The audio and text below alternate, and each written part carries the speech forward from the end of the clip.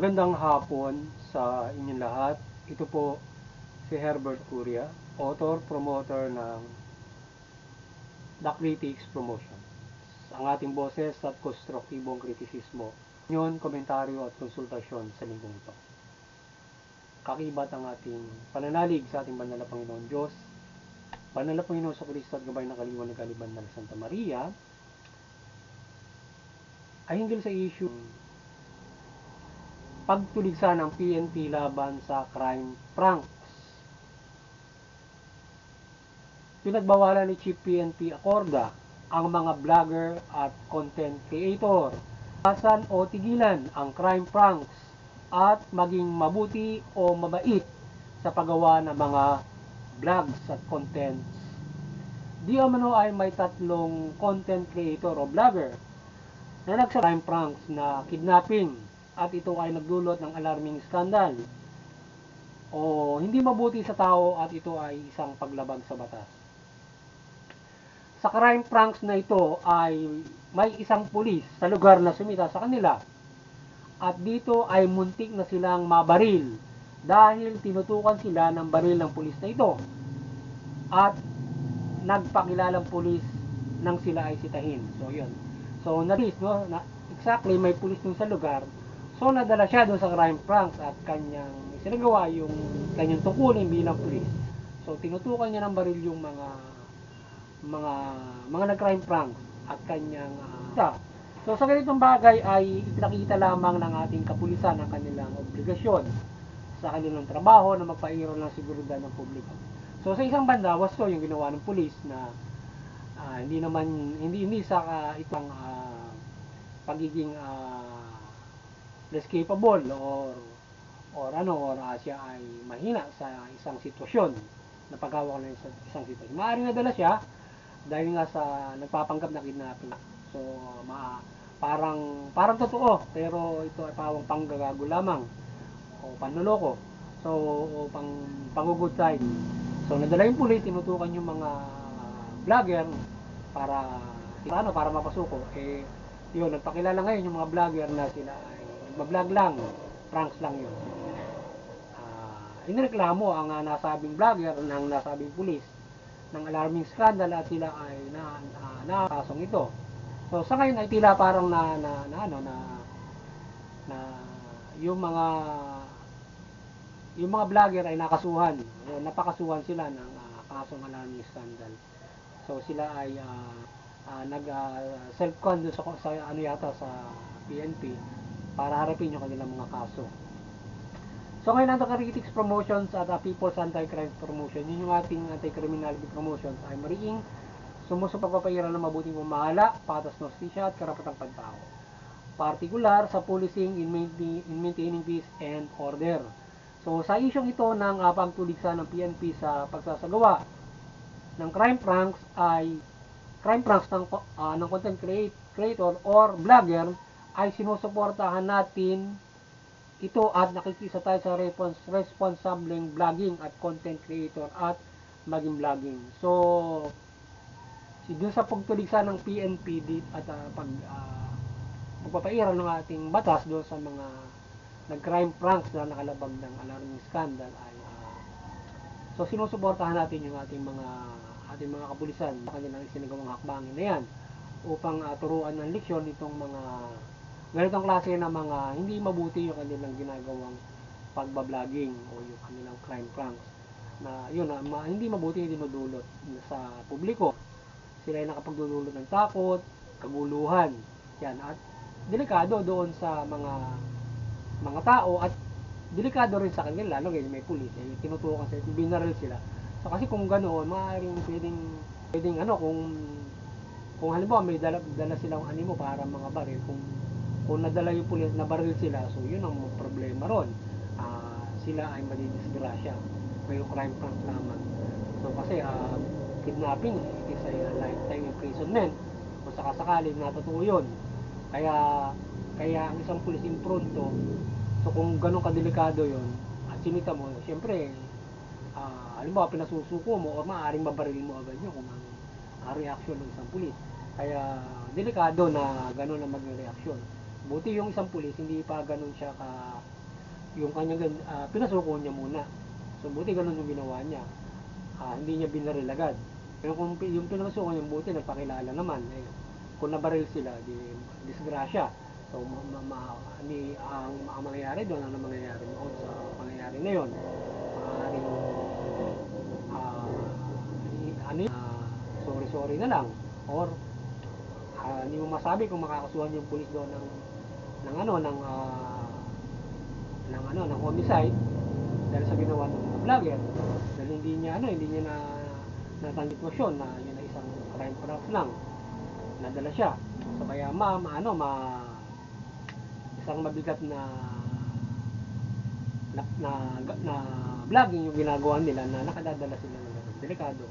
So sa pag-vlogging at content creators at maging vlogging ay dapat lamang na hindi nakalalabag sa batas anumang objectives nito, at nilalaman kagaya nitong mga pranks, jokes na ito nagsasagawa ng mga pranks. Dapat ang nakalalabag sa batas ang mga vlogging or even making fake news upang hindi magdulot ito ng takot at alarma sa publiko. So hindi dapat nakalalabag sa batas yung mga vlogging upang hindi ito makapagdulot ng takot o alarma sa publiko o maling pananaw, lalo na fake news. Yan. So pag yung fake news, halimbawa yung vlogging, yung sa script, yung writing yun sa vlogging, yung vlogging na as in video vlogging, kinakailangan may video. So gano'n nagkakrime na may video, kunwari kinikidnap mo, dapat hindi nakakapagdulot ng paglabas. Or even doon sa vlogging naman ay susulat ka ng fake news. Or even doon sa vlogging, pwede rin nagpapahayag ka ng parang ganito, halimbawa nagba-vlogging tayo o nagpo-promote tayo, yung ating sinasabi hindi, wala na sa katotohanan, so fake news. So kinakailangan halimbawa ganito yung ating kinukuhang topic na ito, so kailangan accurate tayo dito, kasi kung mali tayo, fake news ang kalalabasan natin dito sa ating pag-critic. Tayo ay, kasi ang ating tayo ay dito sa ating promotion nito, kinikriticize natin yung bawat mga issue. Ito, na mali tayo nung pagbunot ng issue, yun, parang lumalabas, parang nagiging fake news na yung ating tuligsa, o mali na yung ating nakukuhang informasyon, mali ang ating pag-unawa sa ating informasyon, parang lumalabas na halos fake na rin yung ating ginagawa. Pero tayo kasi ay itong ating criticism yun, kinikriticize natin yung mga issue kagaya niya. So ngayon kailangan accurate din kasi tayo doon sa issue na ano yung exactly nangyari, para hindi mali yung ating kritisismo o ating konsultasyon na isinasa publiko. Kasi kung mali yung iyong nakuhang impormasyon at pagkakaunawang mo, mali na rin yung ating suggestion at ating opinion o yung kritisismo. So hindi tayo nakatutulong sa ating pagbablog. So parang chismis lang, parang chismis yung ating ginagawa. Ganun nga. So dapat ay constructive criticism. So ating tinitingnan yung view, yung nangyayari, yung positibo, negatibo, at ano yung ating opinion dito sa mga pangyayari. Kaya ganito, yung pagbablogging at content at mag-vlogging ay dapat lamang na hindi nakalalabag sa batas o anumang objectives nito. So dapat ganun. So ngayon, delikado din ito sa mga buhay ng mga vloggers kung hindi nila iisipin ang ginagawa nila sa mga practical jokes na ito. So maaaring buhay nila at buhay ng publiko ang malalagay sa peligro at delikado sa hindi responsableng content o vlogger o vlogger o mga practical jokes. So yun. So delikado yung kapag gagawa ka talaga ng mga practical jokes ng mga paglabag sa batas o nakaalarma ka, kasi maaaring madisgrasya ka o makadisgrasya ka. So yun ang problema. At yung mga taong maaaring madisgrasya na tumakbo na talapid, yun, nasagasaan, nabago ang ulo dahil sa kabalbalan mo na tinatakot-takot mo ron. So yun ang problema roon. So siguro yung makapagpapatawa ka ng wala kang malalabag na batas, o ikaw ay makapagjojo ka na maayos, magbibigay ka ng ng maayos kapwa, di ba? Hindi yung magdudulot ka ng ika nga ay yun yung nakalalabag ito sa batas o ma, magagawa ka ng kaguluhan. So yun, halimbawa, yung ikaw ay kakausapin mo yung mga tao na merong ganito, ganyan na tayo para ikaw ay makapagbigay ng isang mahusay na jokes, mga ganon. Pero pag yung ginawa natin na hindi maganda, so yun ang mahirap doon. Kasi lalo na kung may sakit sa puso, yung makaatakihin pa, o ma-stroke doon, yung problema, malaki yun. Kaya mali yung mga ginagawa ng mga ganitong klase ng mga. Sana huwag ganun ang gawin ng ating ibang mga content creators o mga vloggers na may paglabag sa batas. Kasi yung PNP ay aware na rin doon sa ganyan dahil nga sa kanilang kinakasuhan na nga yung mga ganyan so kung gusto nyo kumita doon sa online, lalo sa YouTube, para makakuha kayo ng maraming sumisimpatiya or kayo ay mag-advertise sa inyong vlogging, so maging hindi dapat labag sa doon naman sa mga sumusuporta sa kanila, sana wag nyo tangkilikin yung mga labag sa batas. So dapat ay yung hindi nakalalabag sa batas, wala silang naagrabyadong tao, wala silang piniperwisyo. So dapat ay naayon sa batas, karapatan yun. So may civil kang karapatan para makipag kapwa. So mga ganung bagay, pero hindi makakaagrabyado o makalalabag dun sa batas. Ano ba, parang yung isang tao kinaharas mo na sa ginagawa mo pang vlogging o maging doon sa kahit sa panulat. So dapat doon sa content mo or sa vlogging mo ikaw ay hindi ka nakaagrabyado ng tao o nakaka-threaten ka ng tao. So dapat ganoon. Maging sa sarili mo, syempre. So you should plainly making fun sa mga pranks at ang publiko ay hindi maaalarma o matatakot na mauwi sa mga hindi mabuting resulta o life threats, etc. o isang trahedya na maaaring magdulot ng katakot-takot na problema o disgrasya. So maging sa mga content at vlogging patawa o prank, dapat responsable sila at ito ay makabatas at may mabuting idudulot sa tao o publiko at maging sa pamahalaan at bansa, etc. Dapat nakaka-encourage pa mga ito ng pagsunod sa mga batas at maintaining peace and order, etc. sa kagaya ng ating vlogging. So gaya ng vlogging natin ito, itong The Critics natin, so ang layunin din kasi natin ito yung tao natin na community side ng ng positibo, konstruktibo, hindi dinedistract mo o hindi mapanirang puri. Kasi maski sa Diyos, ayaw niyo nung mapanirang puri. Kailangan constructive, hindi ka dapat sisira ng tao, hindi ka makalalabag sa batas or maging karapatang pantao. Dapat maging makadiyos kasi yun ang ating. Tapos ikaw ay nakatutulong ka doon sa ating lipunan, sa ideya mo, doon sa iyong vlog, even sa pagsasaboses, at hindi ka nakalalabag doon sa mata. So yun yung maganda yung may mga ang objective din natin dito ay yung laman din sa kriminalidad na hindi tayo sang-ayon doon sa gumagawa ng mga krimen, siyempre. O tumotolerate tayo ng mga ganyang klase na mga mula maliit hanggang malaking mga krimen. So against tayo ron. So yung mga ibang mga criticize na mga pinupulot nating mga istorya o mga issue para i-criticize natin magkaroon tayo ng open consultation in anything, politics, even showbiz, even news, o mga ibang kaganapan sa publiko, event, yan. Tinutunghayan natin yun, kinikriticize natin, ano yung konstruktibo na maaari natin mai-suggestion doon, o opinion, o kaya consultation. At lalong-lalo na tayo ay makikayat na huwag tayo constructive, at hindi basta-basta bumubulot ng issue, kasi kapag pinakilaman mo yung isang tao, dismiss yun. So dapat kasi mayroon tong issue na halimbawa ay is being may alarm, so o mayroong talagang itinakahayag sa publiko, so doon tayo kukuha ng mga issue para tayo ay makisa or bumatikos sa mga bagay na constructively. Halimbawa, ah, may mga maling mga ganitong mga bagay, so tayo kung i-criticize natin constructively para maging wasto. Halimbawa, mayroong ginawang gobyerno, so tayo ay isang tao, so i-criticize natin, ituwid natin siya. Halimbawa, isang nakalalabag sa batas, so kagaya nito sa Brown, hindi tayo sumasang-ayon at siguro hinihikayat natin yung mga maging wasto sa kanilang maging responsable.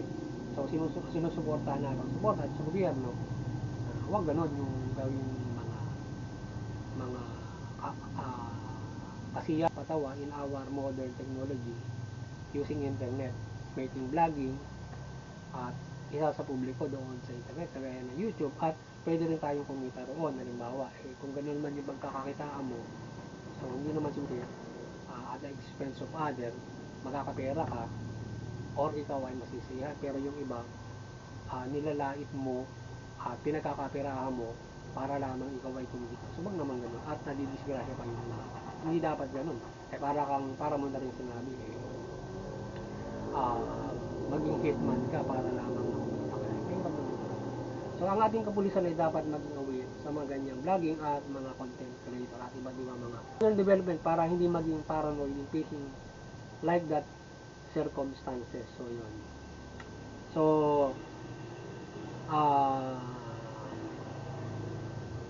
so ang ating tip ay hindi naman dapat maging in any circumstances in protecting the good or maintaining peace and order na madisgrasya nila ang sino man, lalo na ganyan vlogging lang pala.